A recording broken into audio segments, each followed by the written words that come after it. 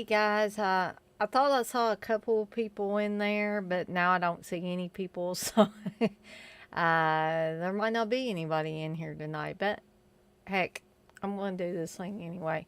Um, I would like to apologize to Wes in case he or CK in case he comes in here later. Uh, well, you know, Aaron Fry's in here. Um, but I did want to apologize to CK because he asked why I never wore a dead pit shirt on my streams, and so I had Steve tell him that I would wear one for this Wednesday's Cheese Extreme Wednesday. Well, I had it on, and I had the green one on, and I couldn't find the other one. Unfortunately, the green one was playing havoc with my green screen.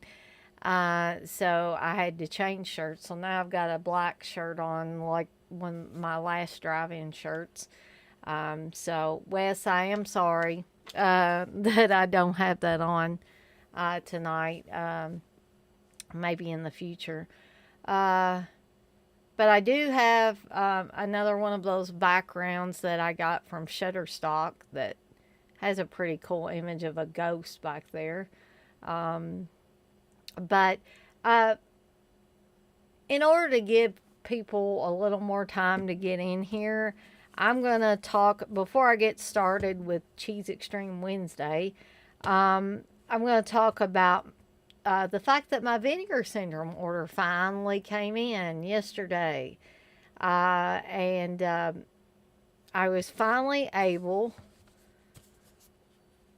to get Stanley. And you can't see the green real good, of course, because we all know how my green screen kind of messes with that. So this does have a kind of a light green cover. But hopefully you can see Chris Robinson's character of Tim there with Stanley, his pet rattlesnake. This disc, there's also a disc in here for Horror High, and you really can't see that because this one has a really green cover. But I have never seen Horror High, and I didn't get a chance to watch it yet. So I can't really comment on the movie itself. Steve tells me it's not a very good movie, but I'll find out eventually when I watch it. But the main reason I wanted to get this double feature is for Stanley, because I have not seen Stanley since I was a teenager, um, and that was on a VHS tape. And I had never seen it in any other format until I got this Vinegar Syndrome release. And Steve was kind of making fun of the quality of it, but I was pleased with it because keep in mind the only other format I've seen it in is a VHS tape when I was a kid. So um, this was a nice change of pace. It probably looks the best this movie is ever going to look.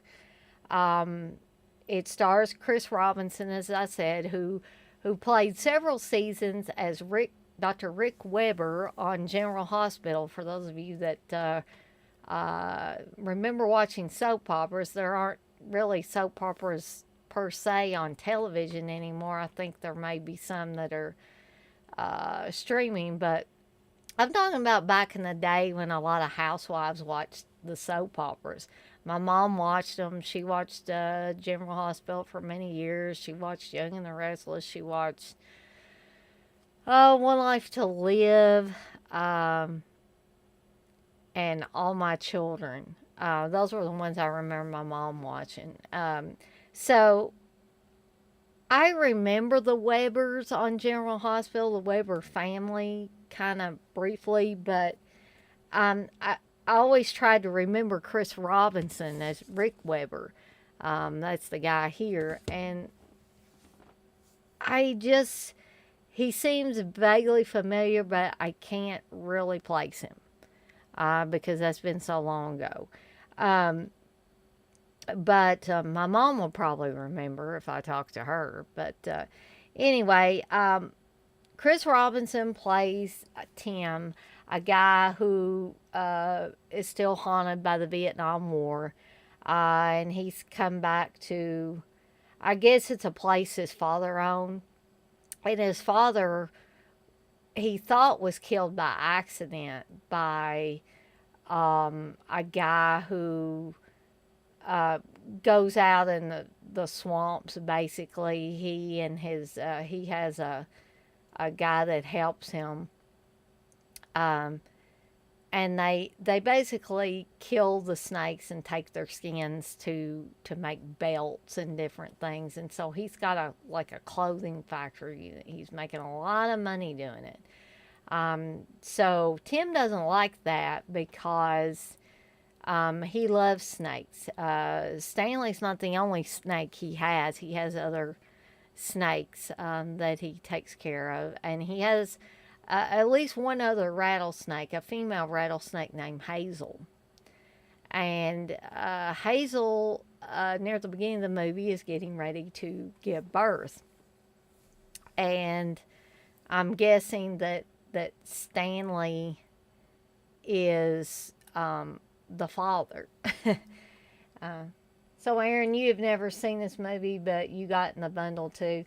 Um, yeah, like I said, I've only seen it one time before I got this release in, and that was when I was a kid. That was like many, many moons ago, and it was a VHS tape. And I'm sure it was in my video rental days because I never did. I don't think I was ever able to buy a copy of it, or didn't see a copy of it available to get. So, anyway, he lives a pretty peaceful existence. He goes out in his little boat and sees all the animals, the raccoons and other animals, possums and what have you. And so he lives this pretty quiet existence. Well, then the guy that's like making a living off the snake skins basically comes to visit one day and tells him, he's like, Tim, when'd you get back? And why didn't you come by the factory? I told you had a job there anytime you wanted. And so Tim's like, I don't want the job. He wants what he's doing. He just wants to be left alone with his snakes. So the guy that's helping Alex Rocco's character, who, if you've seen The Godfather, you know who Alex Rocco is. He was probably the most prominent actor at the time that this was made. I mean, like I said, Chris Robinson was on General Hospital for many years, but Alex Rocco is going to be a name that you would, this guy when you see him. Especially, like I said, those people that had seen The Godfather, and that was probably many, many people around that time. So, so the guy that's helping Alex Rocco's character kind of blurts out, because he doesn't like Tim. He kind of blurts out that the killing of his father wasn't really an accident, and that comes to the forefront a little bit later. So things, keep going and going and going, and Aaron, I know you said that you haven't seen it, but it's about, a guy using a snake to get revenge on people that have wronged him. So I don't think I'm giving anything away when I say that things come to a head after some of these guys that are working for Alex Rocco, like, come and they're gonna, they want to get some snakes, but I think they've got a guy with them who they call Psycho. He works at the factory, and he's always on drugs. He's always taking a bunch of pills and smoking stuff and what have you, snorting stuff up his nose. And so he's just a crazy guy. He dresses like a hippie, but he's a crazy dude. And so the other guys get dispatched pretty quickly, and I won't tell you how because you might want to find out how because it's kind of pretty cool. It's not something that you see in movies a lot as a way to dispatch someone or a couple of someones. Um, but the other guy that's on all the drugs and stuff's a crazy man. He makes his way to Tim's little cabin, like house, and kills the baby rattlesnakes, Stanley and Hazel's babies, and then shoots Hazel. And when Tim comes back to his house, he sees this guy standing out on his porch with Hazel's dead, blown up body in his hand, and he just completely loses it. So that is the point in the movie where things come to a head and things kick into high gear. Before that, it was kind of like, Willie Woney use Stanley to get revenge. So if you like animal attack movies, if you like snake movies, then I think you will enjoy it. I enjoyed watching it again. There were, me having a pet snake now, even though these were rattlesnakes, I was quite sensitive to especially the killing of the baby rattlesnakes and the shooting of Hazel. And then the even though I'm almost sure that they didn't hurt real snakes, or I hope they didn't hurt real snakes in the process. I watched a little bit of the documentary on the making of, and they didn't talk about really killing any snakes. So I'm hoping that that is the case. But there's a scene where the snakes get, basically beat against the floor of Tim's home, and I kind of cringed there. Then there was a scene where Tim's feeding Stanley and Hazel to mice, but you never actually see them eat the mice. And the scenes where you actually see a mouse in what appears to be the mouth of Stanley, it looks like a fake snake, and they've just made the mouse kind of wet. And it looks like the mouse is just sitting there inside an open mouth of a fake snake. So I'm hoping that that was the case. But I still kind of cringed because I've had mice as pets in the past. I've had rats. I still have a couple of rats as pets. So I'm sensitive to all different kinds of animals. So, I wouldn't want anybody hurting my ball python. And I wouldn't want anybody hurting my guinea pigs or my rats or my iguana, my parakeets, my bearded dragon. My dogs especially. I wouldn't want anybody hurting any of my animals. Aaron, you want to know what I think is the best killer snake movie? Best killer snake movie. Trying to think. I mean, I like Stanley really well, but I will tell you that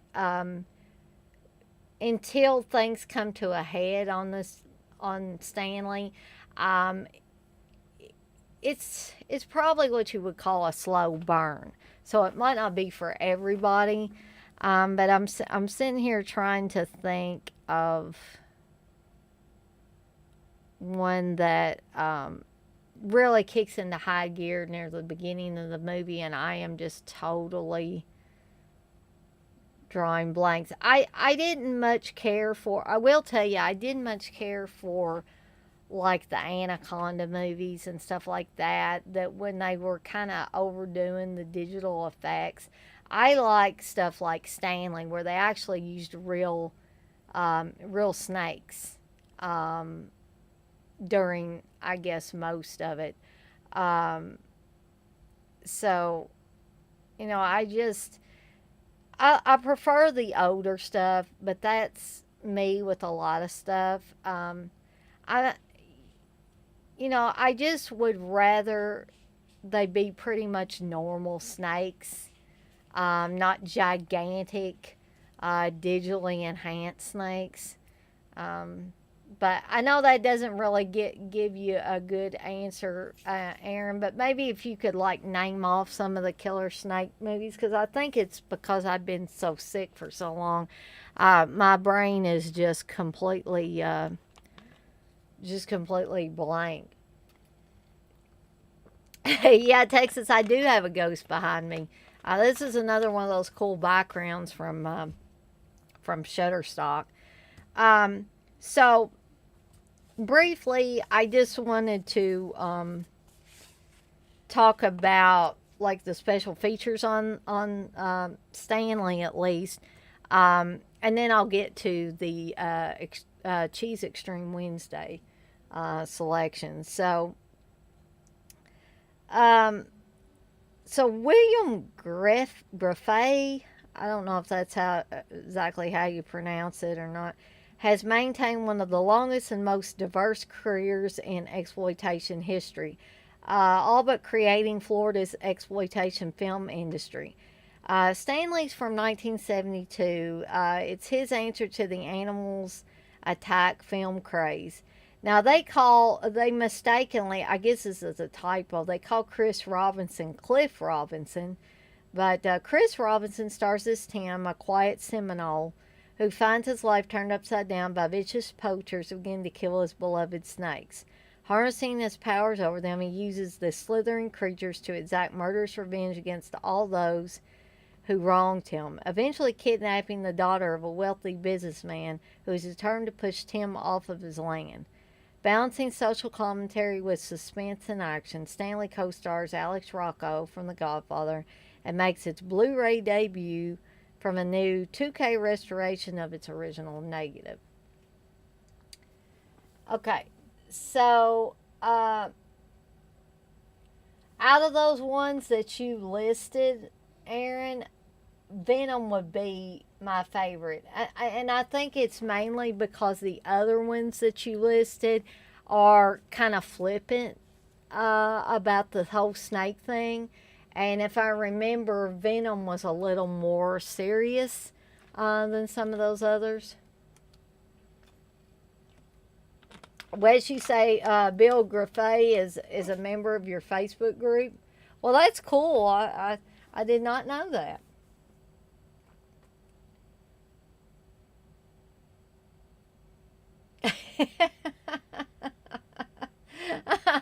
Aaron, I did not know you were watching a unicorn movie. Okay. Uh, but so the the special feature, I'm still laughing about that. I'm sorry. The special features for Stanley, one of which I've watched part of already. This is newly scanned and restored in 2K from, like I said, the 35 millimeter original camera negative. You get a commentary track with screenwriter Gary Crutcher, Dark Side of Eden, an extensive making of documentary featuring interviews with its cast and crew. And that's what I've watched part of. Stanley Goes Hollywood, a Q&A from screening at the New Beverly Cinema. Stanley Revisited, a featurette exploring the locations of Stanley with director William Griffey. So, that is Stanley, and I highly, highly recommend that one, especially if you have never seen it before.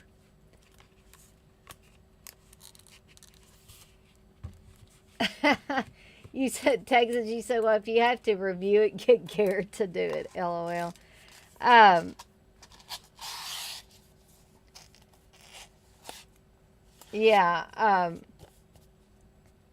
but I guess I shouldn't be laughing about that because I just found out that Wes or CK has put me clapping. Actually, I was trying to kill a fruit fly that was swarming around my face during a live stream, and CK has taken that and made it part of the intro to the MWO.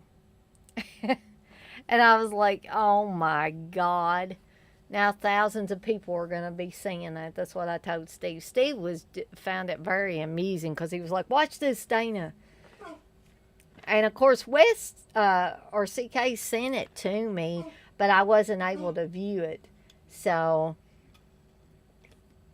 and I do apologize for Brandon barking in the background. He was sleeping, but then when I came back here, he got up and started barking. Barking. Can't even talk. Um, Aaron, you say it's got a lot of neon bright colors in it, so he'd probably put it over. He might. Um, are you laughing at me, Aaron, that I just found that out? Yeah, I mean, I knew that Wes had some video of that, of me doing that. Um, but I had no idea he put that as part of the intro to the MWO. I'm like, good Lord. Now everybody will be laughing at me. Well, I don't know how killer it is, Wes. I mean, it's not very flattering of me, but I guess people will get a good laugh. Um, John, I have not. I was just talking about, I just finished talking about Stanley because I finally got my vinegar syndrome order in. Uh, yeah, I don't know. I don't know how that worked out, Aaron, that it's on time and everything because unless Wes edited it in such a way that it did that, because I was literally just, going like that and trying to slap at this fruit fly to kill it. And I was like, oh, I was a little, I mean, I'll be honest, I was a little mortified when Steve showed me that because it's up on YouTube where anybody and everybody can see it.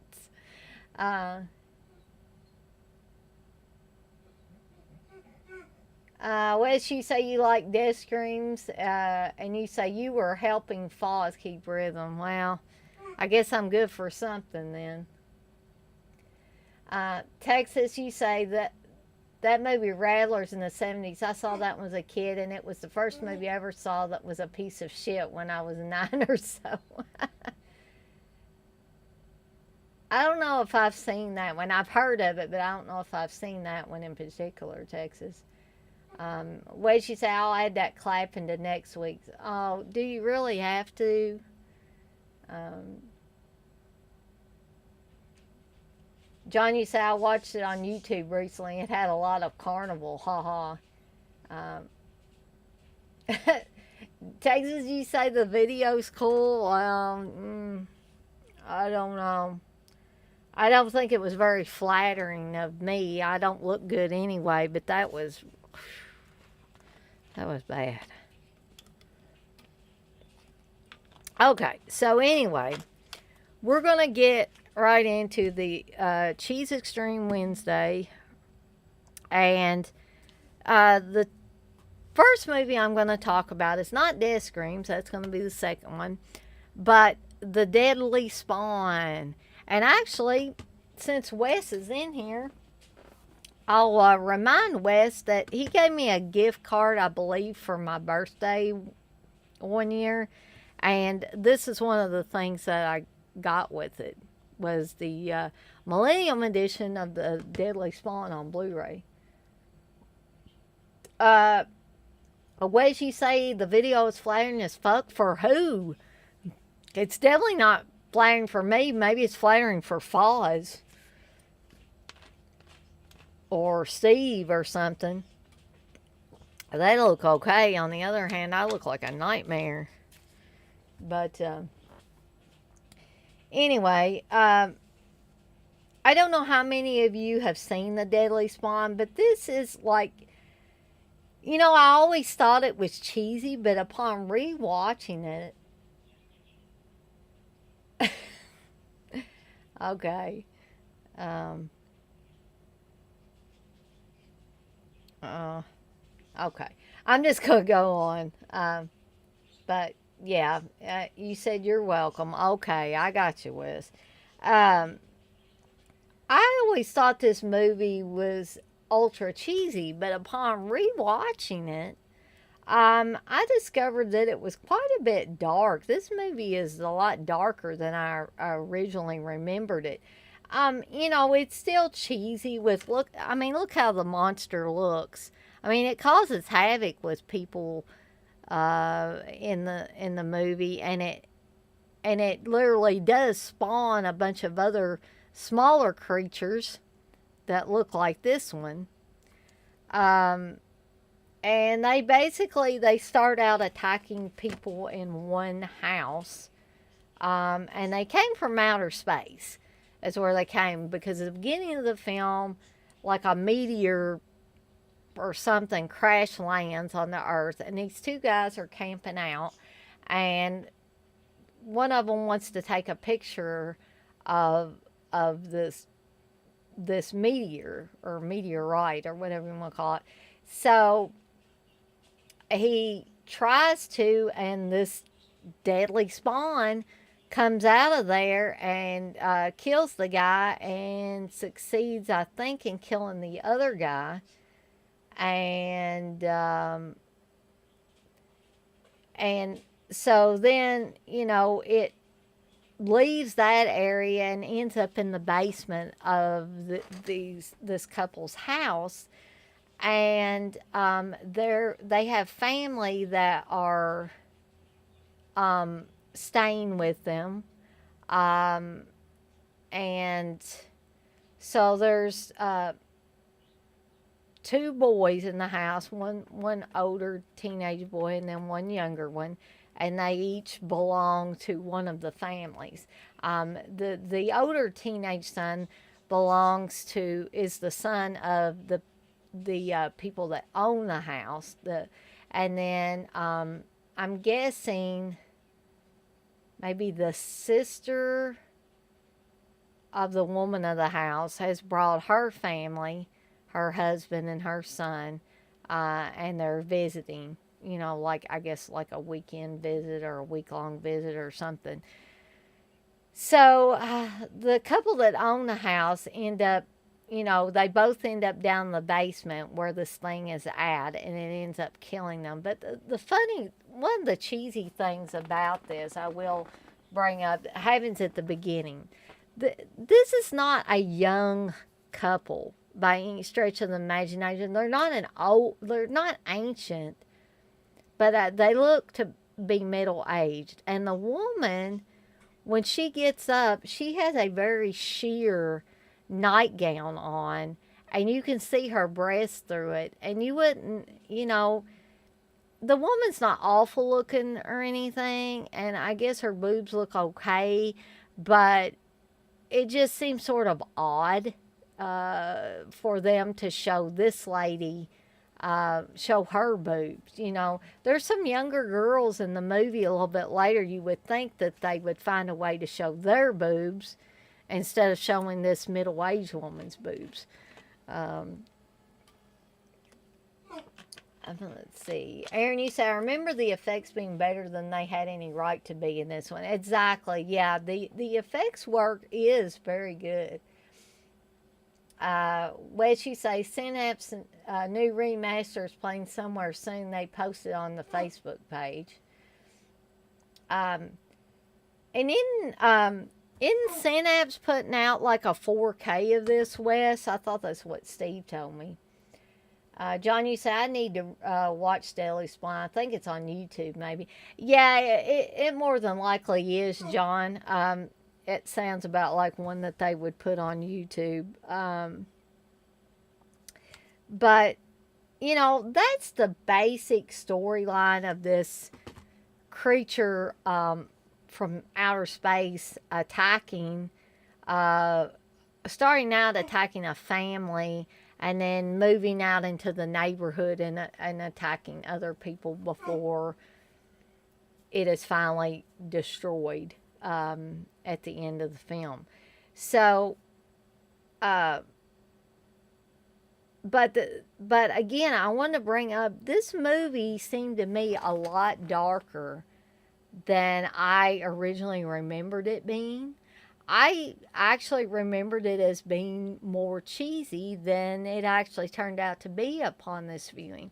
And that's why I picked it for Cheese Extreme Wednesday. Um, so, I think the creature is cheesy. Some of the acting is a little cheesy. I even thought showing the middle aged woman's boobs through a sheer nightgown was a little cheesy. Um, the acting wasn't horrible, but it wasn't the greatest either. So that would definitely fit in with that cheese factor. Um, and just the whole thing of having a creature that looks like this, um, even though it comes from outer space, is a little on the cheesy side. But it's even though it's a little bit darker than, like I said, I remembered originally, it's still a fun little monster movie.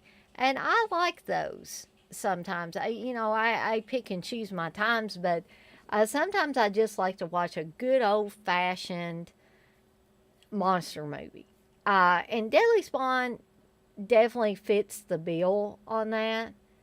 Um, Wes, you want to know, do you add extra cheese in your macaroni and cheese, Daner? No, but sometimes I do add ketchup, and I'm waiting to hear the groans now because Steve thinks that's absolutely gross. He also thinks it's gross that I put ketchup on grilled cheese sandwiches sometimes. So, no, I don't put extra cheese, but I do put ketchup on it occasionally.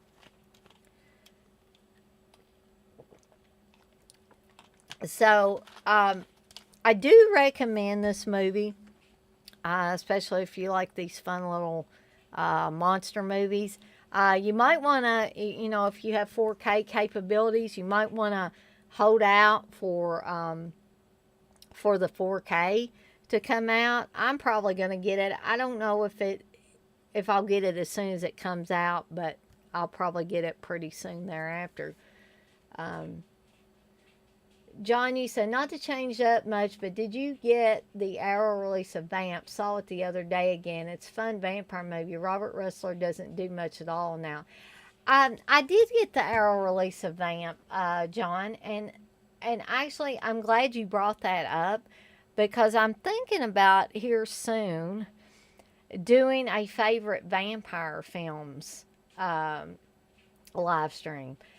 Because I had noticed, I don't know if this is a fluke.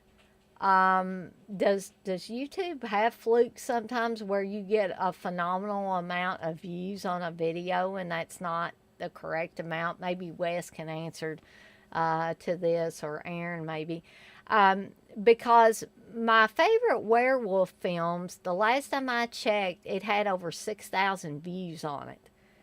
And that's the most of any of my videos. And I cannot figure out why that one's so popular. And Steve said, maybe you should do another one on werewolf films. I said, well, I guess I could. I said, but people have asked me if I'd do a favorite vampire film, so I might do that and see how that fares. Um, I just wondered if though it's possible that could be a fluke, an accident of some sort in the YouTube's algorithms or whatever. You say, ew, that's ruining it. Wow, you think like Steve. But he doesn't like macaroni and cheese anyway. What you say, it popped the algorithm. John, you say, nice. Near Dark has to be in that list. I'm ready for that 4K. I like Near Dark.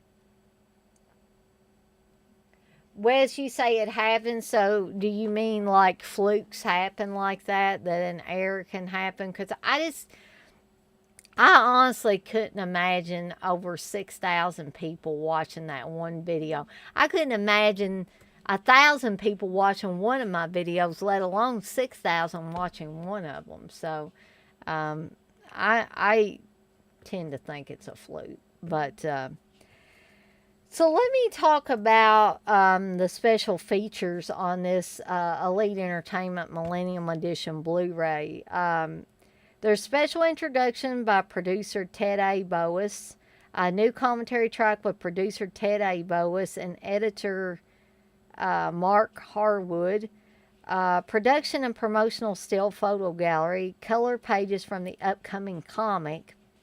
I don't know if there ever was a comic. I can't recall. Casting tapes, gag reel, theatrical trailer and TV spot, effects enhanced opening scene, local television coverage footage, full color insert featuring liner notes by producer Ted A. Boas, and more. This movie's also only 81 minutes long, so it's not, super long at all.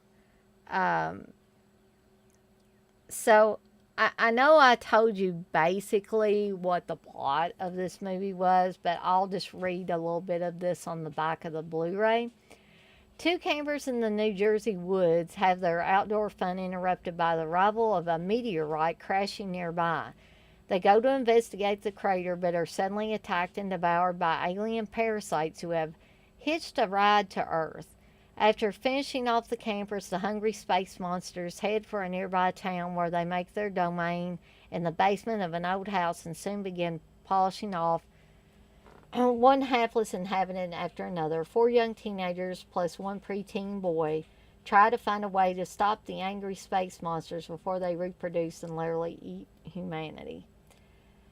Cool Ass Cinema said one of the best of its kind, possessing an aura and passion not unlike what is seen in the equally raw and savage The Evil Dead. Now, I wouldn't put it on the level of Evil Dead, but I will say it's a fun little movie romp. I highly recommend it, and I suggest, all of you guys, try it, especially if you've never seen it before. So that is The Deadly Spawn. Which you say it's not necessarily an error, but it can happen through search terms, recommended videos, etc. It doesn't happen a lot, though. Yeah, I just, me, I know I'm not that entertaining that 6,000 people would want to watch a video that I did. Okay. So, the second and last movie I'm going to talk about tonight is Death Screams, and John's going to be happy about this one because I think he's been waiting for this one. This was also under the title House of Death, and that title is what I actually originally saw this movie under, was House of Death. And again, that was a VHS tape. I believe it was a blind buy. It was something I bought way back when, I think, or won actually, from the Yahoo auctions. Anybody remember the Yahoo auctions? I used to get a ton of stuff that way because I guess it wasn't quite as popular as eBay. So one thing was the prices didn't usually run up really high. And the other thing is you didn't have to compete with very many people to get stuff. So I got a ton of VHS that way. Well, she said the final act of Death Screams makes the rest of the movie worth it.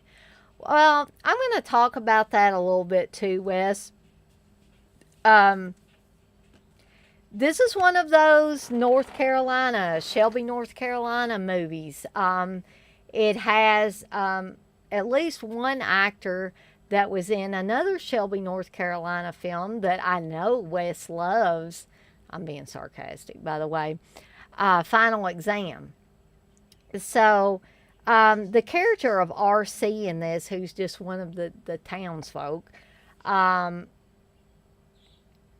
his name is R.C. and his real name is R.C. But he also, in Final Exam, he plays the security guard, the campus security guard. So you can, for those of you that have seen Final Exam, But maybe you haven't seen Death Screams yet. When you watch Death Screams, you can look out for the character of RC. Uh,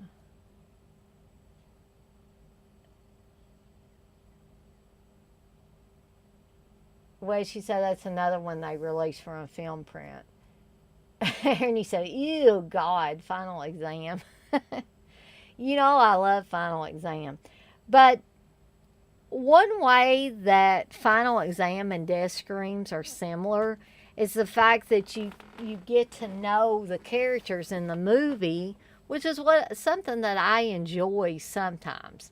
I wouldn't want every horror movie to be this way, but if there's a handful of horror movies out there that allow you to do that, I don't mind at all. Now, you don't have a killer who just randomly shows up in an area and starts killing people.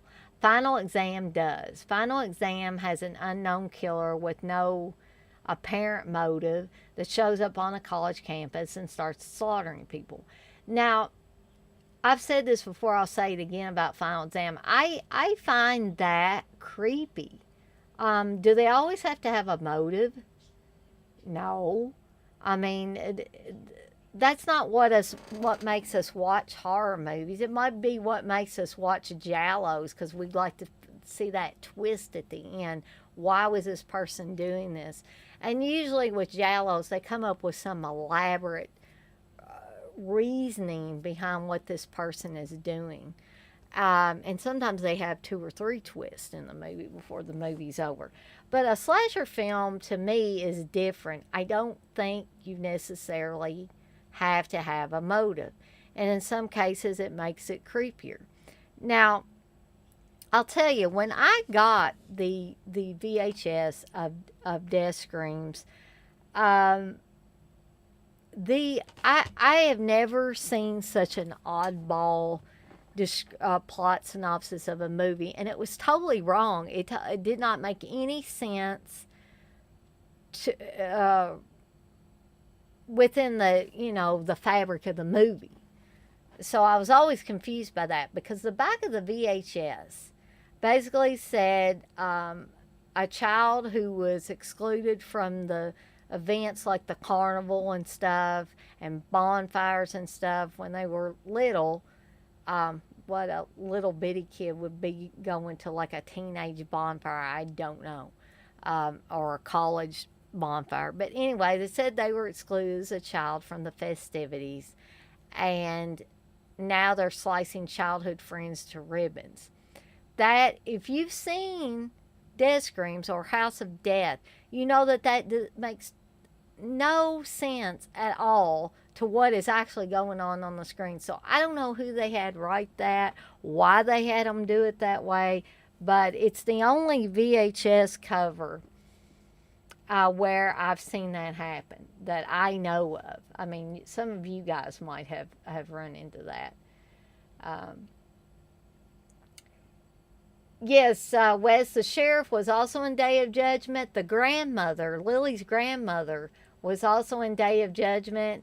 And Hans Manship, who plays Casey in Death Screams, was also in Day of Judgment. Yes, and it is another North Carolina movie. Hey, Clifton. You say you've been a subscriber for a while. First time watching live, found through Dead Pit. Well, welcome. I'm glad to see you in here in the chat. John, you say, I watched Death Screams right after Trapped Alive, so I was pissy that day. It may not be as bad as I'm thinking. Yeah, I mean, it has cheesy elements. That's why I'm including it tonight. But as far as a slasher film goes, I enjoy it. Uh, Aaron, you say, my favorite slasher motive was the dude from Intruder. Oh, well, yeah, that has got to be one of the the best. But you're talking about, this is some of the Evil Dead clan. This is Scott Spiegel and Sam Raimi and Ted Raimi and Bruce Campbell and the K&B effects guys and all that. So you can expect that they're going to go, above and beyond with something like that. But yeah, I would agree with you. John, you said Trapped Alive has a party city mask for the killer. I want to say I've seen Trapped Alive, but I may have to go back and refresh my memory on that one. Hey, Dirk. Wes, you say, oh, you're saying hello to Dirk and Clifton. Um, let's see. Wes, you say, I like Day of Judgment a lot. I know Steve was hating on it. Okay. I guess I won't say that I hate Day of Judgment, but that movie, you guys talk about Final Exam being freaking boring. Day of Judgment was boring to me, and literally, like you guys were saying, like the last few minutes of death screams makes up for the whole. That makes the movie for you. Okay, well, Day of Judgment didn't really have anything interesting going on. It just sort of plodded and limped along until it got to the end, and then you actually saw a little blood. So I'll just say I didn't hate it. I was disappointed in it. I expected more from the movie, actually. Dirk, you say, I'm hearing mixed reviews. I'm going to have to see. What did she say? Any idea why Blood Salvage never got a Blu-ray? If it's a Blood Salvage I'm thinking of, I mean, they put some awful stuff out on Blu-ray. But if that's the Blood Salvage I'm thinking of, that it's not a very good movie. Maybe that's why. Uh, but anyway, let me read a little bit about death screams for you on the back of my Arrow Blu-ray. Okay, so in one of the most unlikely cinematic pairings of all time, David Nelson, who rose to fame as child star playing alongside his real-life family in the wholesome TV show The Adventures of Ozzie and Harriet. Yes, it's that David Nelson. Directs Playboy Playmate and adult star Susan Keeger in this body count heavy, long overlooked slice of Southern fried hack and slash 1982's Death Screams. Late one night, a young couple are brutally murdered at a makeout spot by an unseen assailant, their bodies tossed into the nearby river.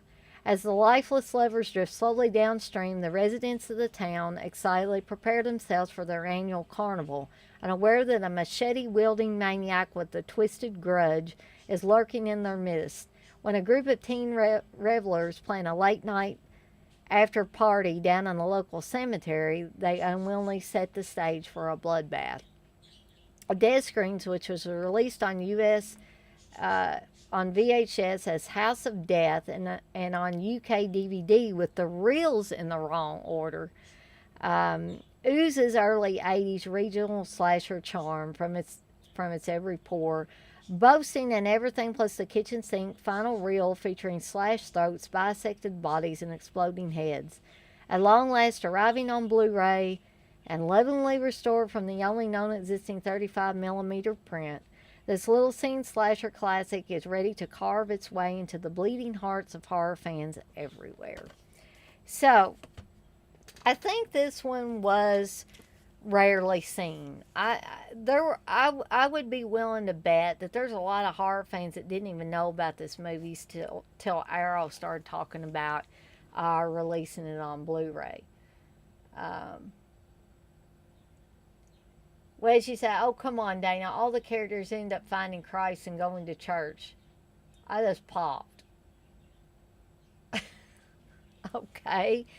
Um, I don't know. I tried to like it, Wes, and I watch a lot of stuff that you guys say is absolutely horrible, but I found it a chore to get through Day of Judgment. Um, so, anyway, back to Death Screams. Death Screams is one that takes a little time to get moving. I mean, you have that first kill at the beginning, then you are shown a neighborhood that looks almost like a sitcom neighborhood. Even the music playing in the background sounds like a sitcom. You have the paper boy on the bike or kids on bikes. You have somebody mowing their lawn. I mean, it looks like the all American small town. Um, and it almost seemed like David Nelson was trying to overly gloss over this town before he got to the nitty gritty of it, and the killing really kicked into high gear. Well, she said, I'd never seen the VHS of Death Screams. I do remember Deadly Games, though. Um, See, I don't remember Deadly Games, like a VHS of Deadly Games, for a long time. And Deadly Games was one that I got. Actually, this wasn't a legitimate copy on DVD. Evidently, it was one that somebody had ripped from the VHS to a DVD. There used to be a guy, or I don't know if it was a guy, it could have been a girl, someone that used to go under the name Bloodwave DVD. And they used to sell these ripped DVDs where they had literally ripped them from a VHS and were auctioning them, I believe, on the Yahoo auctions. It could have been eBay, but I think it was Yahoo. And I got a lot of DVDs that way, not legitimate, mind you, for about $6 a piece. And I got a ton of movies that way. And that introduced me to a lot of VHS level stuff that I had not seen before.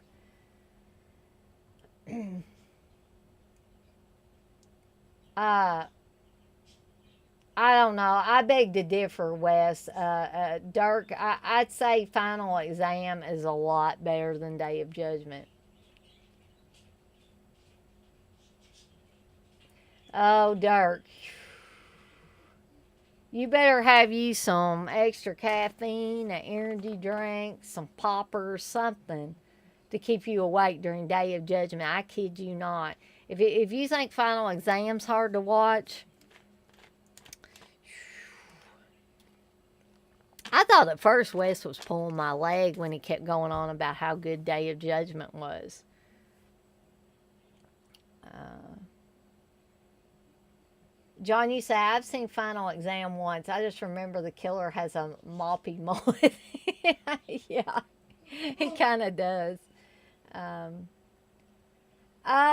Dirk, I can't really say that I've ever seen The Sinful Dwarf. I've heard a lot about it, and I think maybe Steve has seen it, but I cannot recall ever seeing it.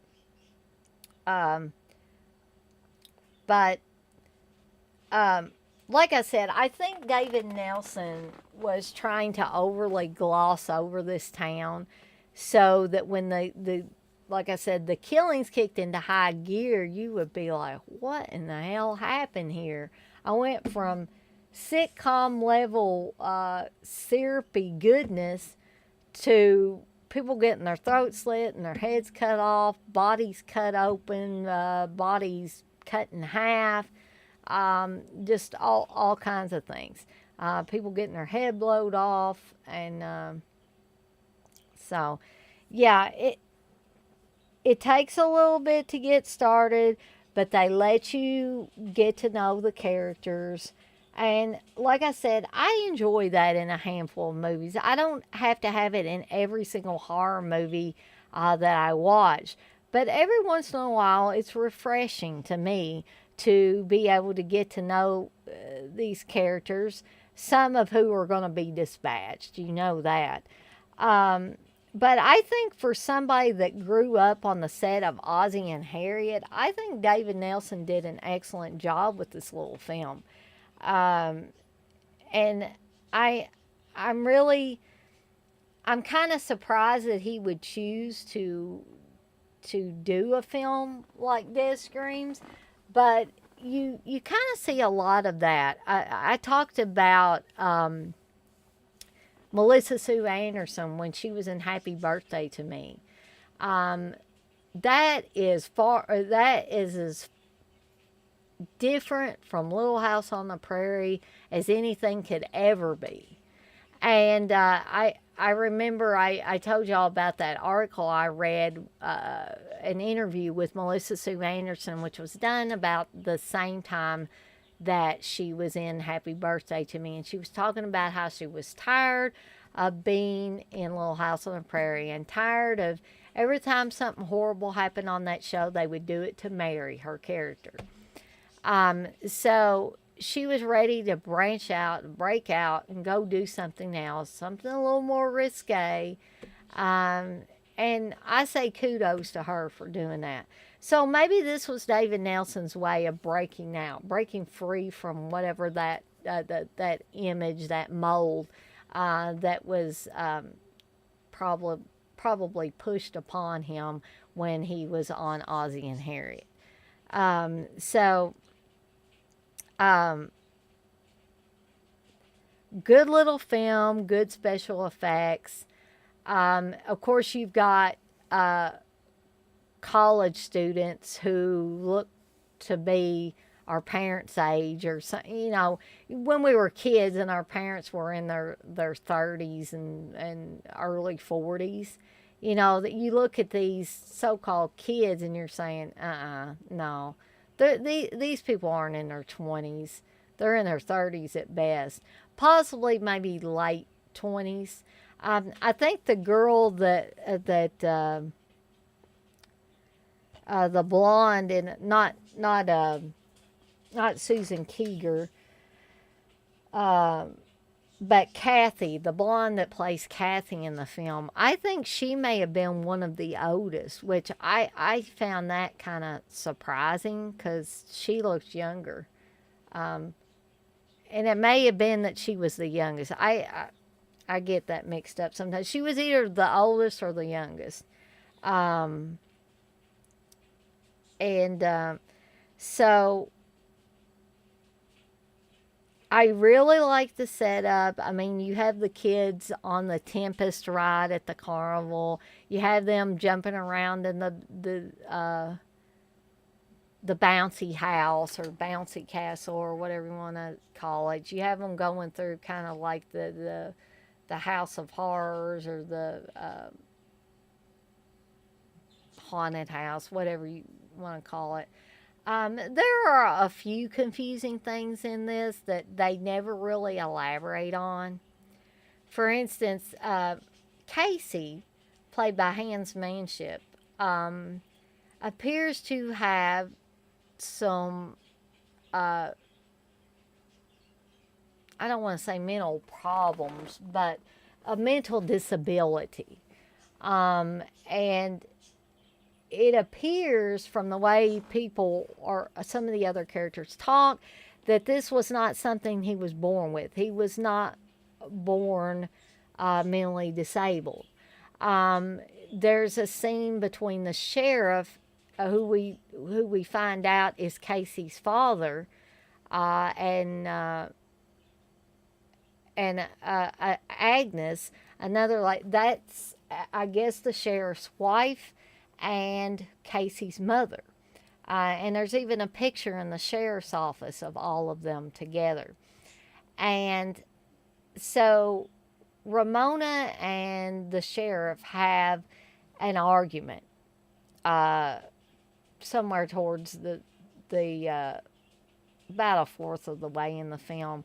And Ramona says, it wasn't my fault what happened to Casey. Casey was driving the car. I wasn't. So that leads us to believe, or it led me to believe, that Casey was normal mentally at one time, and he must have hung out with Ramona and maybe some of these other young people. And there was evidently an accident and caused Casey to be the way he is now. And Casey's pretty much childlike, is the best way I can describe him.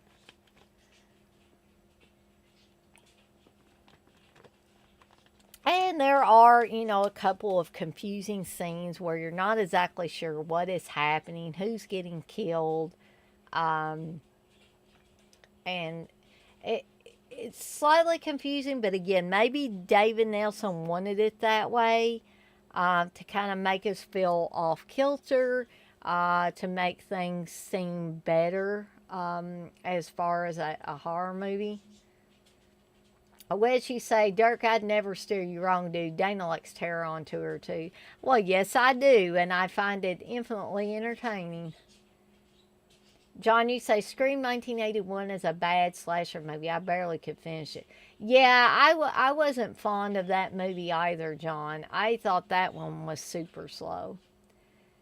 Clifton, you say you like Final Exam. After I got the SF, I got the out of print Scorpion DVD just to get the producer's commentary. Uh, you paid over 35 for that DVD? Wow, man. Um, Dirk, say, yeah, Terror on Tour has a lot of problems. Editing, acting, story. Every copy should hit a bonfire. Hey, Dirk. Come on, buddy. Johnny say, for some reason, the main girl in Death Screams made me think it was the bitchy girl from House on Sorority Row. Not the same, just looks similar. Oh, yeah, I see what you're saying. Clifton, you say, I picked up that Stanley and Horror High Vinegar Syndrome. Not watched it yet. Well, I would recommend it, Clifton. At least Stanley. I haven't watched Horror High yet. Um, you say Vinegar Syndrome didn't carry over the director DVD commentary on Stanley. Yeah, which is, that's a shame because I probably would have really liked that. Uh, I was just looking at this again. There is a commentary with the screenwriter, but not the director. Um, so another thing I wanted to bring up, uh, is about Susan Keeger. I mean, I know she was a Playboy playmate, and she was in some adult films, or at least one adult film that I know of. But I felt like Susan Keeger had real potential to be a legitimate film actress. I thought she was great in Death Screams, and she was, you know, not overly moral, but I really liked her character, and watching her in that, I could almost imagine that she had never been in an adult film at all. There's only one scene where she kind of lets her hair down and looks a little more wild, is the bonfire scene when she shows up with Kathy and Bob, and she's got a really tight, pink top on. Um, but other than that, it's like dresses and pants and long sleeve shirts, button up shirts and stuff like that. Not showing very much skin at all. And she doesn't get naked in this movie. Some other people do, but not her. One girl actually takes off all her clothes and goes swimming and then gets dispatched quite quickly. Um, and there are some other things that kind of don't make sense. They never find the girl that got naked and went swimming. They never find the two people that were pretty much garroted, or garroted, however you want to say it, on the motorcycle having sex at the beginning. When they flip off the motorcycle and go in the water, there are several shots of them floating in the water throughout the film, and nobody ever finds them. But I never claim that every single horror movie that's ever made is going to make 100% sense 100% of the way. There's always going to be these little things here and there. Um, but that's kind of part of their charm a little bit. But to go back to Susan Keeger, I would have liked to seen Susan Keeger do more,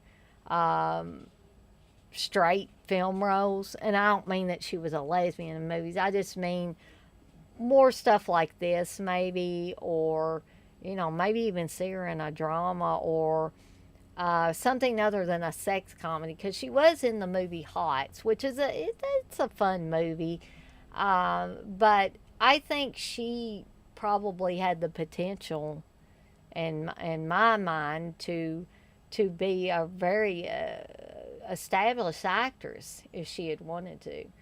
Um, Another person I want to talk about is Helen Tyrone, I believe, or Tyrone. I'm not sure, but she was also in Day of Judgment. She plays an old lady who does get her Day of Judgment because she ends up.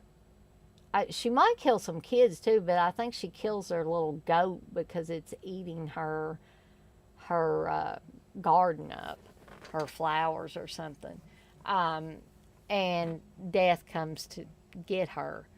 Um, but in this movie, she is so funny. She's got a sharp tongue for an older lady, and I just enjoy her character as Lily's grandmother so much. She plays Edna Sharp in the movie. And if you have not seen it, when you watch it, you will understand what I'm talking about. She was utilized so much better in this film than she was Day of Judgment, as were all of the people that were in this film and also in Day of Judgment. It was just such a waste with the other film. Um, but again, I highly recommend this, Screams. If you haven't been able to pick up the Arrow release, I would see if you could get a hold of it. I'm not sure if Arrow has any left as of now, but excuse me, it wouldn't hurt to check. Again, this one's not a very long movie at 89 minutes. I'll talk a little bit about the special features on it. Um, it's a brand new 2K restoration from an archival 35 millimeter print. Um, let's see. Brand new audio commentary with producer Charles Eisen and special effects artist Worth Keeter, moderated by filmmaker Phil Smoot. Brand new audio commentary with The Hysteria Continues. These are always great. All the fun of the scare, the making of Death Screams, newly produced making of documentary featuring interviews with producer Charles Eisen, special effects artist Worth Keeter, writer Paul Elliott, actors Hans Manship and Kurt Rector, um, actor and producer's assistant, assistant supervising editor Sharon Alley, and actor and talent wrangler Robert Billy Bob Melton. TV and radio spots, image galleries, House of Death, alternate VHS opening titles. 2 versions of the screenplay are the original title of Night Screams. That's BD-ROM content. Reversible sleeve featuring original artwork and a newly commissioned re-imaging of the original VHS artwork by Sadist Art Designs. And of course, this is one version, and this is the other version.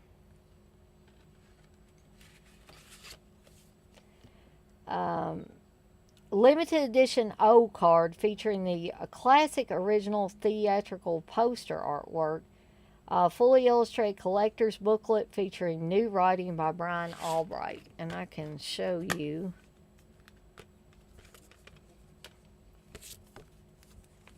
This.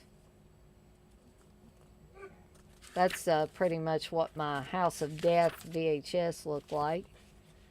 Let me see some pictures from the film.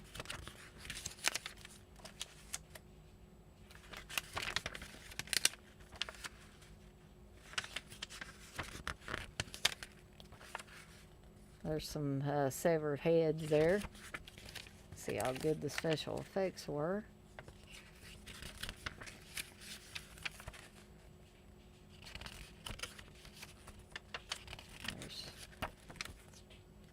There's a naked chick.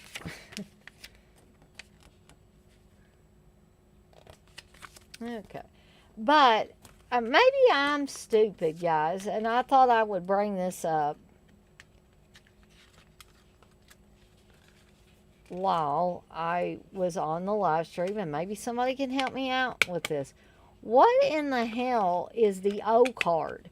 Because I'd seen nothing that is a card in this package. The only thing that is a card or could be considered a card is this, and this doesn't have anything to do with the Death Screams movie. So please, somebody enlighten me to what an O card is, and did I get ripped off and didn't get my O card? Because, hey, I'm looking for my limited edition O card. Um, so, um, John, you said the title Tar Heel Tear sounds like a local catfish or something. Yeah, it does. Westy, are you still in here? Do you know what the limited edition O card is? And did I get ripped off because I didn't get one? Or what's going on here? Um, so, um, hey, this was record time for me, I think. Because it's only 9:14 and I've covered both films. Plus, I talked about Stanley.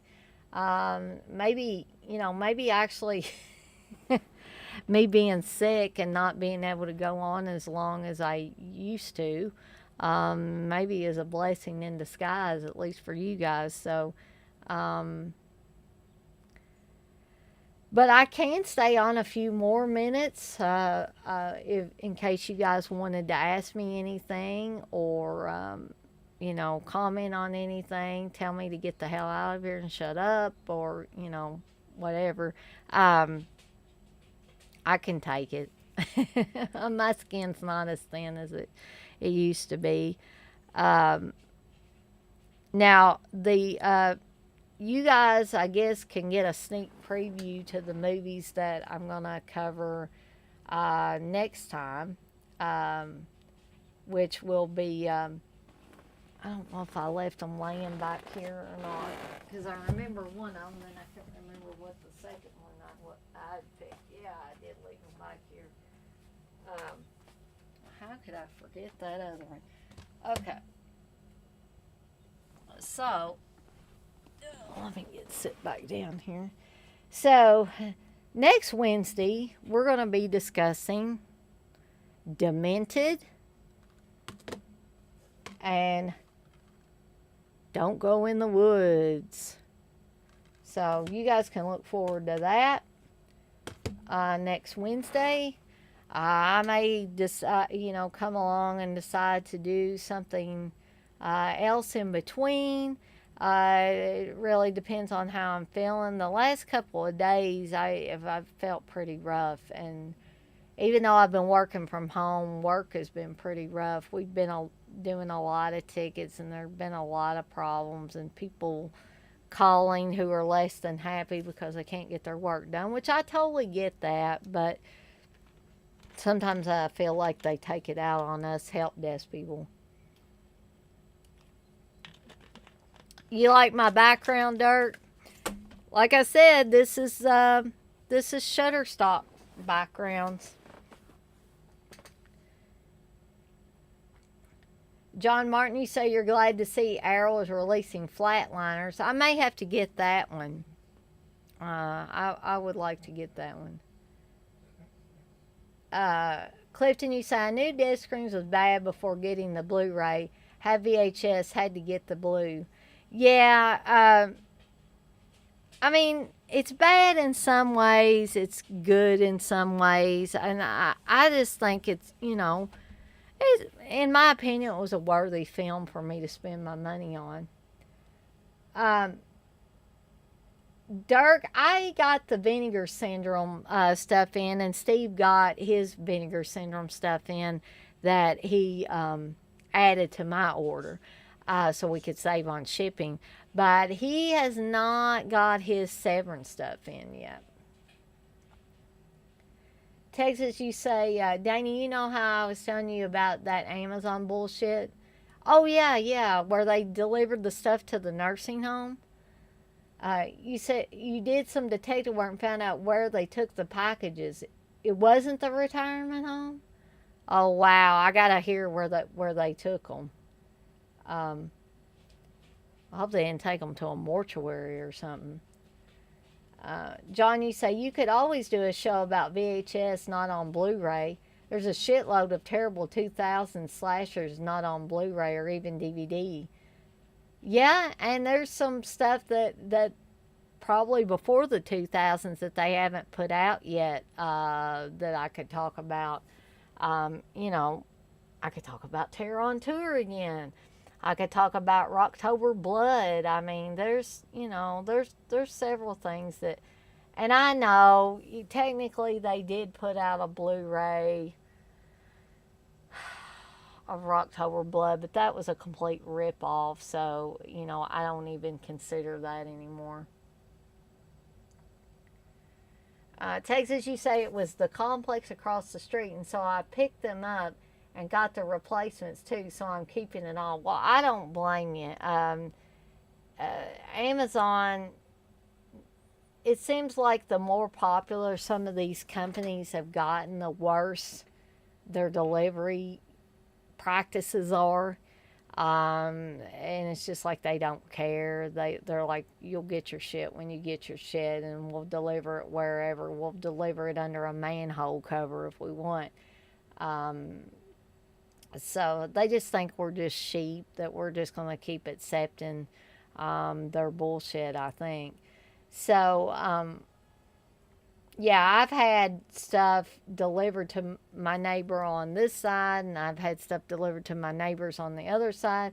Now, I'm really close with the neighbors on one side of us, so if stuff gets delivered over there, I'm not really concerned because they'll make sure I get it. Now, the people on the other side, I like them. I've talked to them briefly, but um, you can't always be sure that you'll get your stuff. And I feel kind of weird just kind of sneaking over to their house and getting stuff, but I've had to before. Um, let's see. So, John, you got your vinegar syndrome. Yeah, I was glad that I got mine. Um, I also got Mountaintop Motel Massacre on Blu-ray as well. Not with the slip cover, but it's still got a pretty cool cover on it. Um, Dirk, you say never have asked you who is your favorite all-time slasher out of the main four. So let's see, Jason, Freddy, Michael Myers, and Leatherface. Is that the four you're talking about? That's the four I'm thinking about. Oh man, that's hard. I guess, and I might hear some boos from the gallery on this, but I love them all. Um, but I don't know. I have such a special fondness for Jason from the Friday the 13th series, and I don't know if it's because I saw more Friday the 13th at a young age than I did some of the other stuff, or what, that made me have that really unique fondness, that nostalgia factor.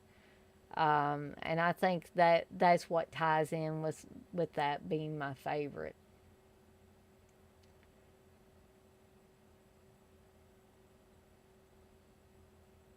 John, you saying Friday? I wish I had not added to my order. It's kind of my fault for the slowness. Well, now, John, don't blame it all on yourself because, as I've said before, I think the more popular these companies become, the more likes they also become about only catering to people that spend big bucks on their stuff. And where does that leave the rest of us? Over on in a ditch somewhere, I'm guessing.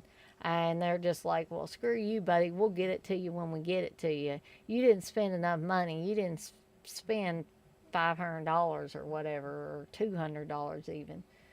Um, John, you say Evie from Vinegar Syndrome does seem nice, at least, not rude in emails. No, No, Evie does not seem rude, but sometimes I think these companies put somebody nice to handle the masses so that they can keep doing this shit over and over again. Somebody nice tends to placate everybody. So, it's not Evie's fault. It's just, it's the company's fault for its practices.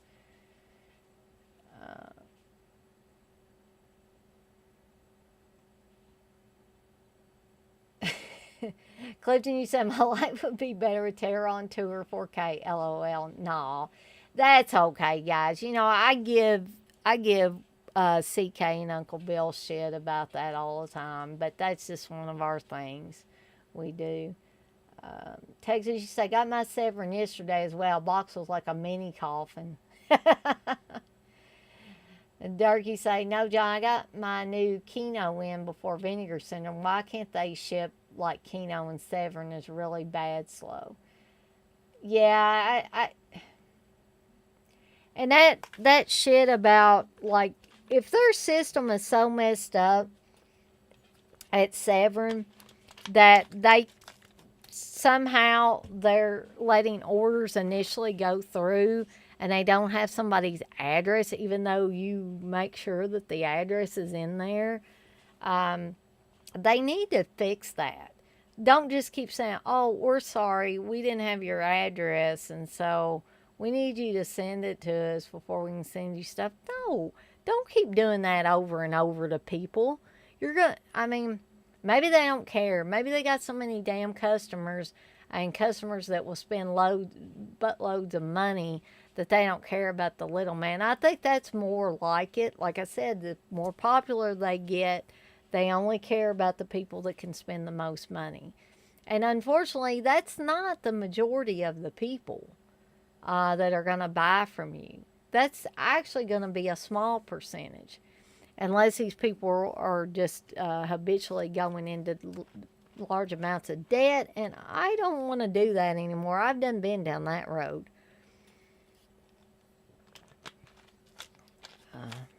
But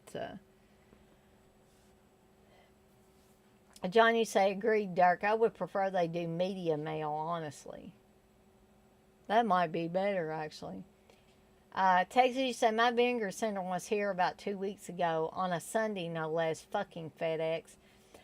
We were supposed to get ours on a Sunday, but we didn't see it till Tuesday because Monday, of course, was July 4th, and they wasn't going to deliver anything that day. But yeah, I waited all day Sunday and I half knew that it wasn't going to come that day. And FedEx runs on a Sunday because I even checked their website. Durgy say Jason had the best motive if you think about it.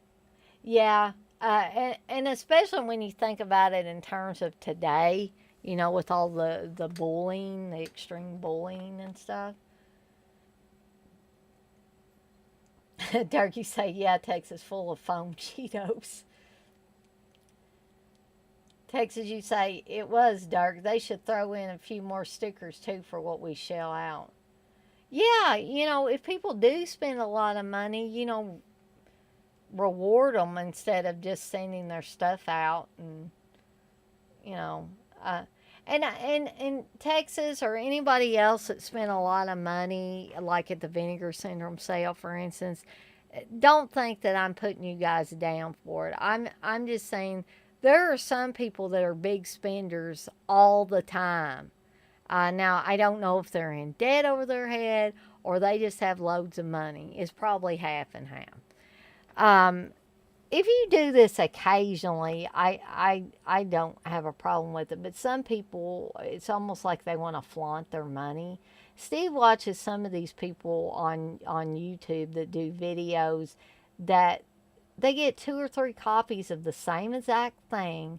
I'm not saying different releases. I'm saying the same exact damn thing. And they don't flip them or anything like that. They just buy them because they can. And it makes absolutely no sense to me. Or they say, I don't even like this movie, but I bought it anyway. that doesn't make sense to me either. That's somebody to me that has way too much money on their hands, and they just, show. They seem to show off to me. It's like, look what I got. I got this and this and this, and I spent X number of dollars, and worship me because I spent all this money.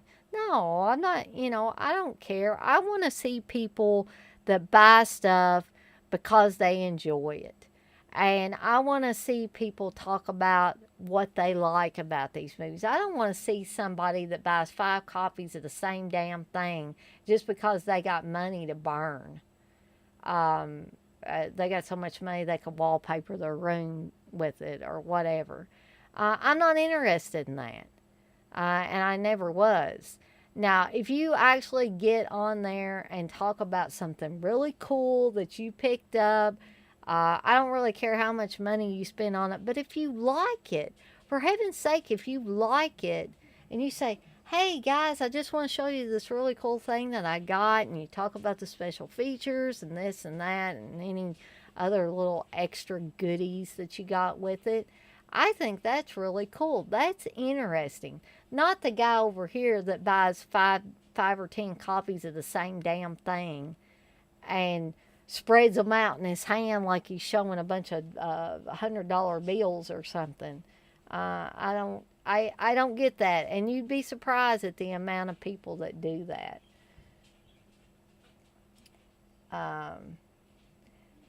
John, you said, I tried joining that Vinegar Syndrome Facebook group a long while back. I couldn't handle it, LOL. Those people are elitist. Yeah, you have several of those too, don't you, John? And they make us regular guys and gals look like outcasts or something. Texas, you say, or the goose that buy them and have no clue about what they bought. Yeah, you get a lot of that too. Dirk, you say, oh hell yeah, there is a difference between movie watchers and collectors. Yeah, that there is a distinct line there. Texas, you say, LOL, John, you're right, those fanboys. So, guys, it is now 9:30, and I have honestly enjoyed hanging out with you guys and kind of bullshitting a little bit and stuff too, because that makes it all worthwhile. I'm glad to see some new people in here. Clifton, again, I'm glad you stopped by. I hope you're still in here to hear me say that.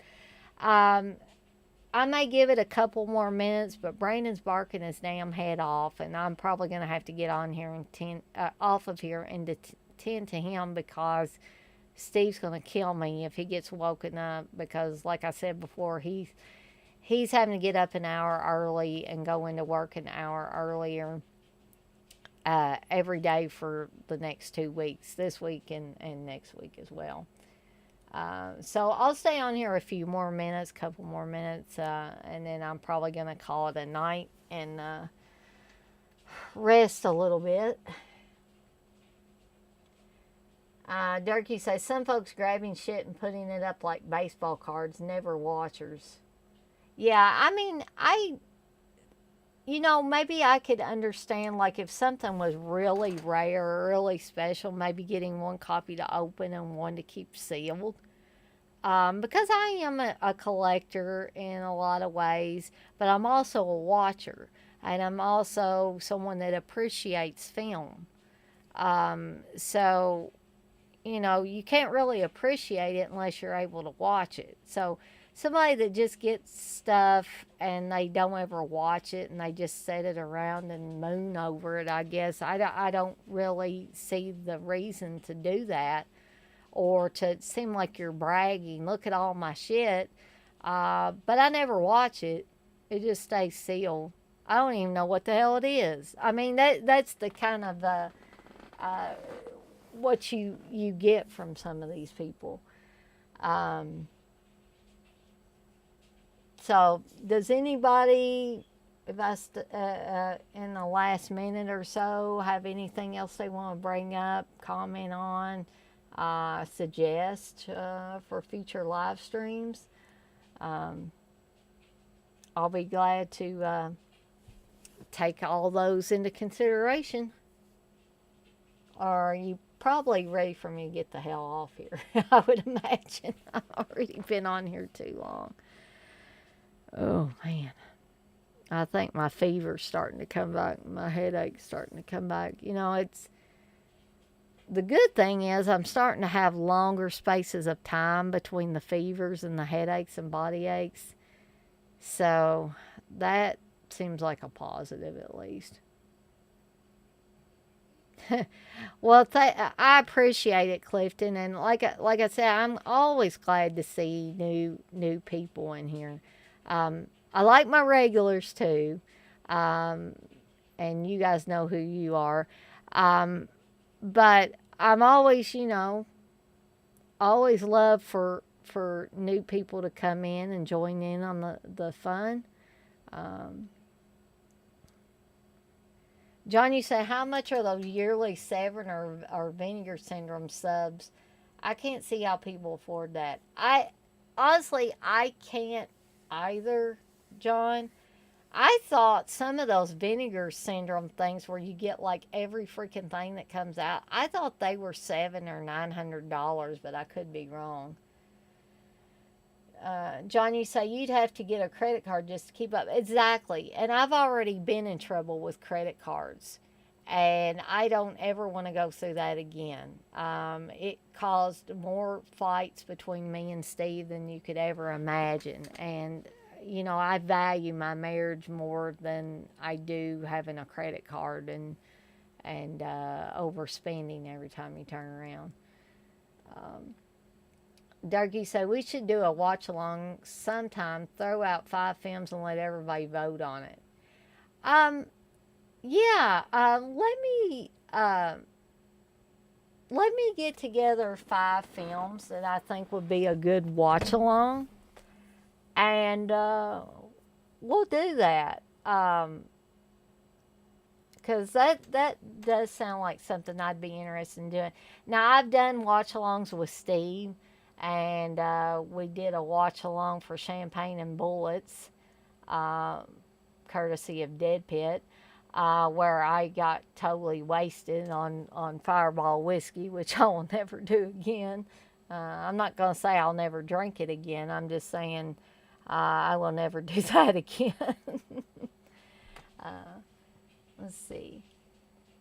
Texas, you say, oh, Curly Jaws did a video drinking a ranch flavored soda. Dude is crazy.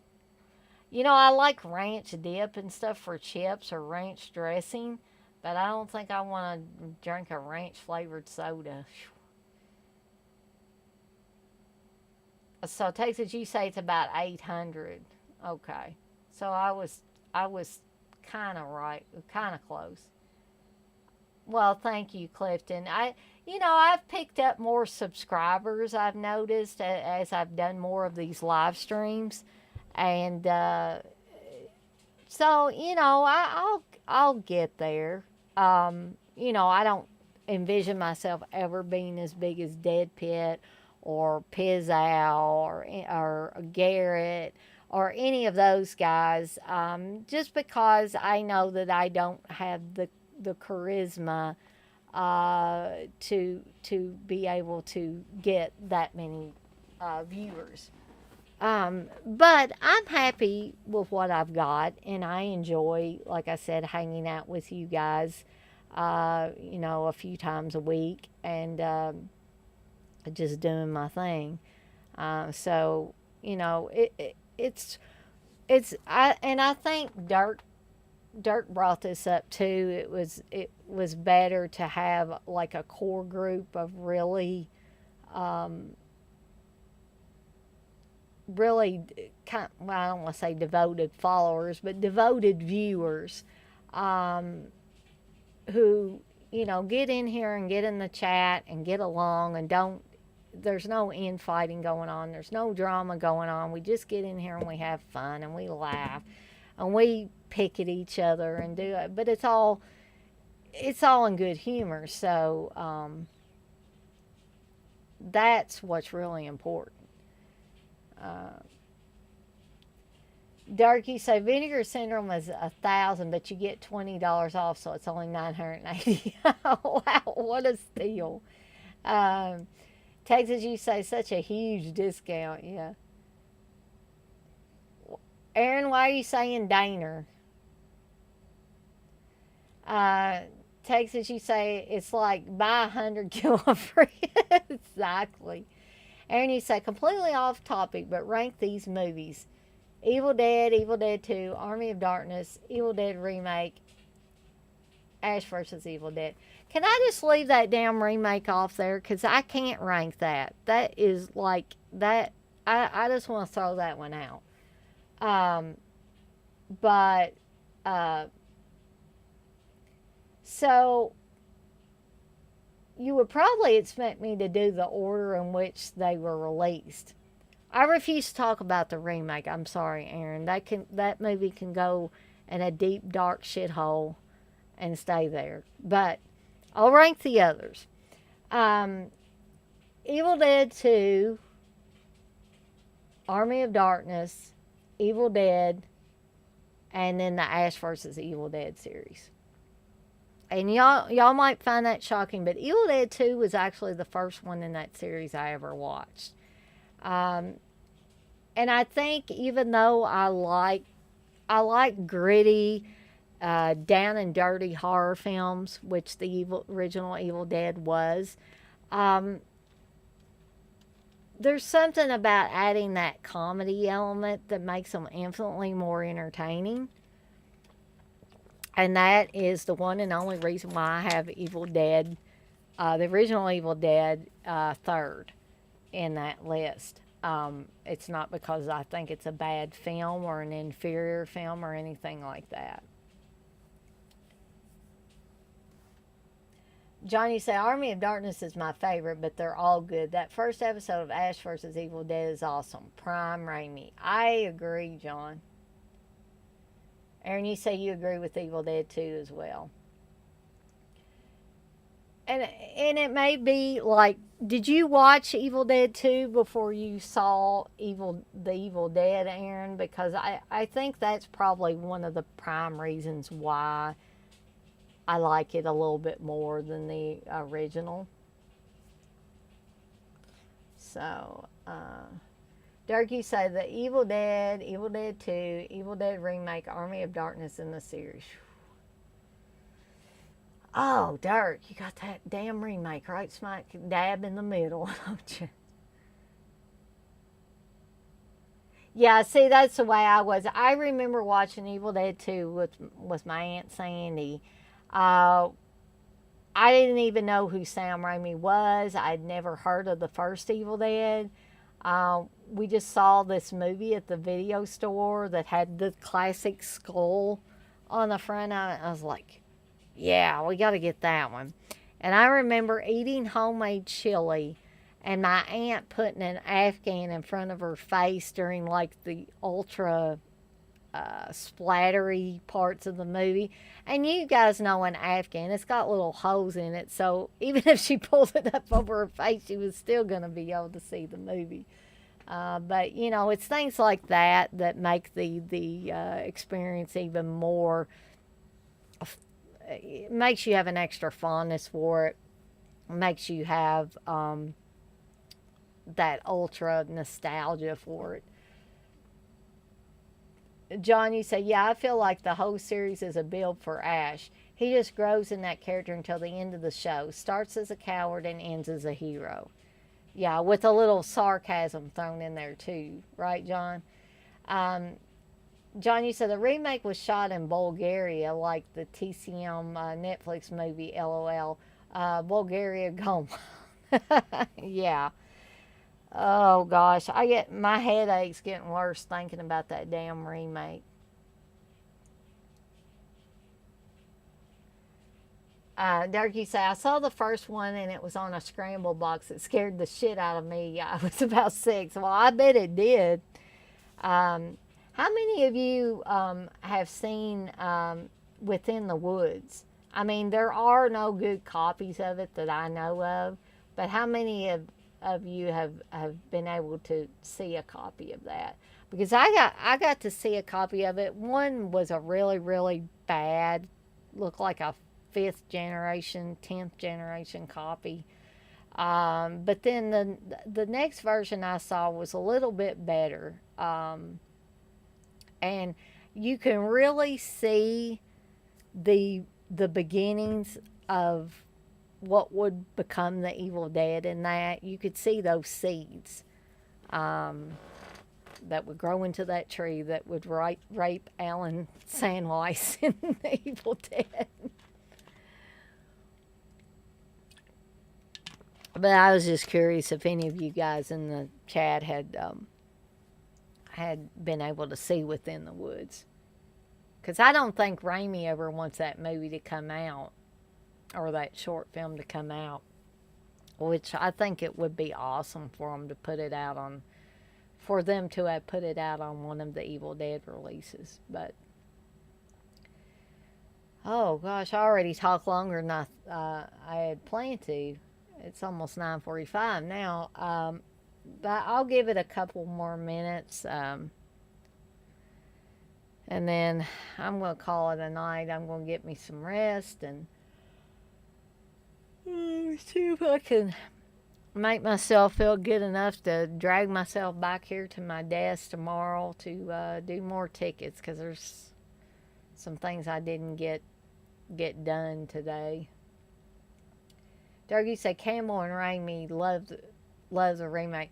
I know, Dirk, but I will never understand that. I just don't. I love those guys. I have great respect for them, but it just blows my freaking mind that they love the remake. But you know, to each his own, I guess. John, you say, I don't know how I feel about the new one. Evil Dead with no Ash just doesn't make sense to me. Ash is the movie, in my opinion. Yeah, I really don't know how I feel about that either. Um, Texas, you say you've seen that Deadites documentary, but you're not in it, so it's okay, not great. Um, yeah, they. Am I wrong, Texas? Or I watched that and I was disappointed in it, I'll tell you, because it was not what I thought it was going to be. Um, I guess I don't really know what I was expecting, but I guess I was expecting a documentary that was more like some of the other documentaries and featurettes that have come out. But there was a girl that said she was the ultimate Evil Dead fan, and they had her in that documentary. So I was like, nobody, nobody did a whole lot of research. They might have found me. I'm somebody that goes by Evil Dead chick, you know. How much more of a fan could you be? Johnny say Evil Dead Rising. Yeah.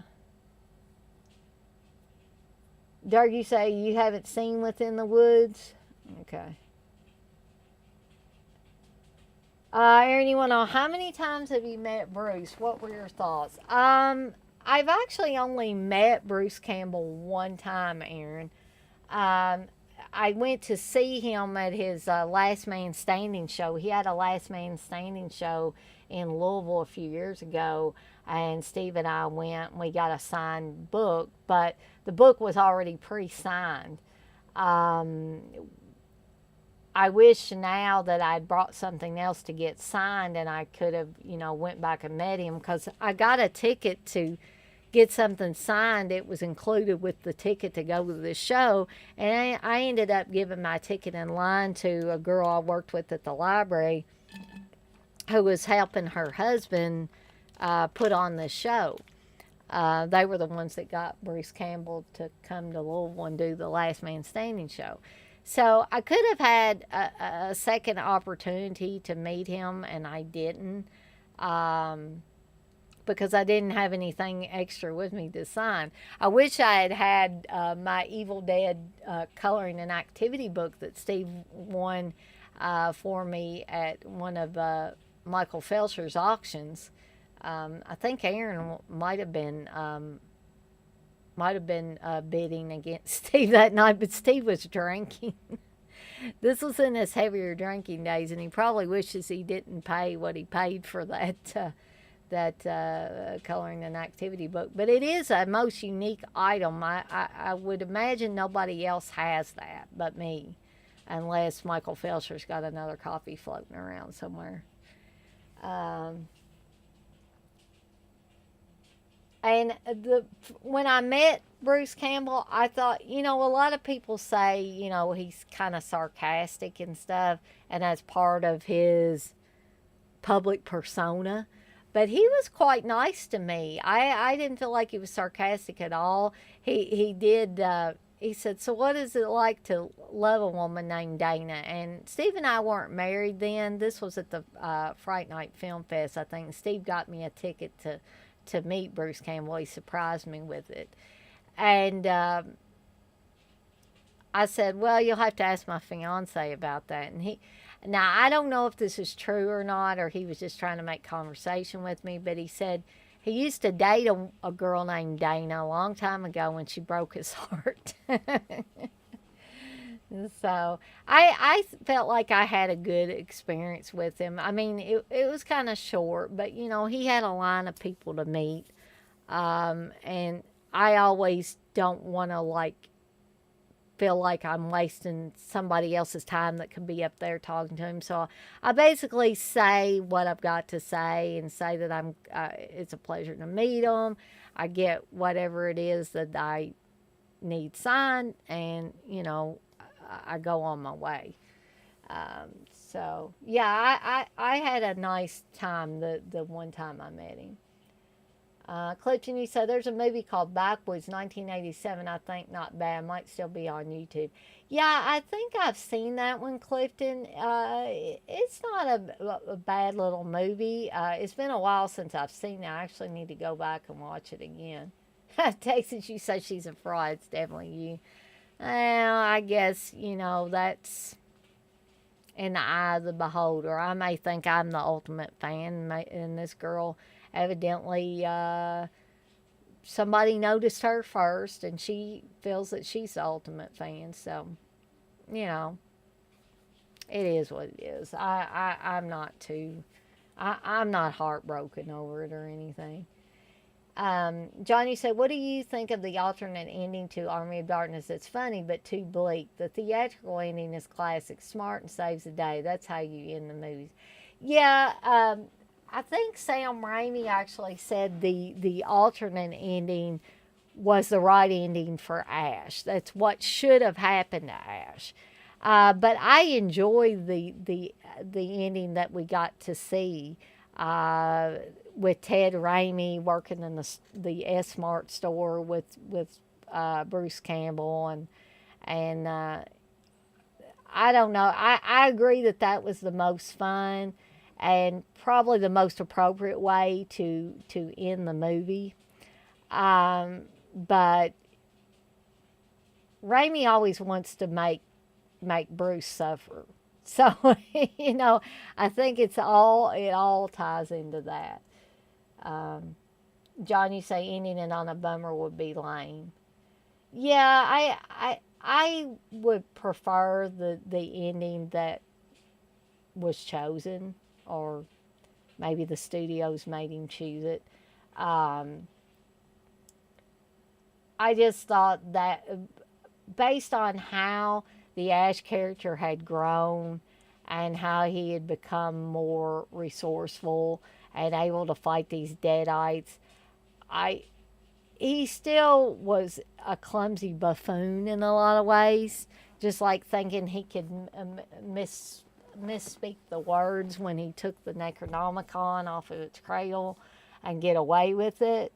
Um, but yet, his character had grown so much since the first Evil Dead, where basically he did a lot of falling down and things falling on top of him, and being really terrified of the Deadites instead of willing to, go up against them and fight them head on. Darky say, have any of you ever seen Santa Sing Gray? I've seen parts of it, Dirk. Steve loves that movie. I think he has a Blu-ray of it now, and I think he has a poster of it too. And yeah, he absolutely loves that movie. I thought it was okay, the parts that I saw of it. Uh, so, guys, I think I'm gonna, because I'm starting to, get really yucky feeling, and I don't want to be like on here and be just dragging. So, I think I'm gonna skedaddle on out of here for the night, try to get some rest, see what I can do with Brandon to get him to lay down and not bother Steve. Um, Thank you, Aaron. You have a good night too. And I'm sorry I couldn't stay on here longer and keep talking away, but uh, hopefully I'll be able to. I will come up with 5 movies that I will let you guys vote on for me to do a watch along. So, Dirk, I think that was an awesome idea, and that might be my next live stream. We might have a watch along. So, uh, what I'm going to do, I'll tell y'all real quick, is I'm going to come up with 5 movies, and then as long as Wes and Aaron have no objections, I'll put those movies on the Dead Pit fans Facebook page and let y'all vote on the one you would want me to do a watch along on, and that's how we'll pick it. Um, Good night, Clifton. Good night, John. Good night, Aaron. Thank you, Texas. Good night to you too. And like I said, I'm going to skedaddle on out of here for the night, and I will see everybody on the flip side. Bye bye.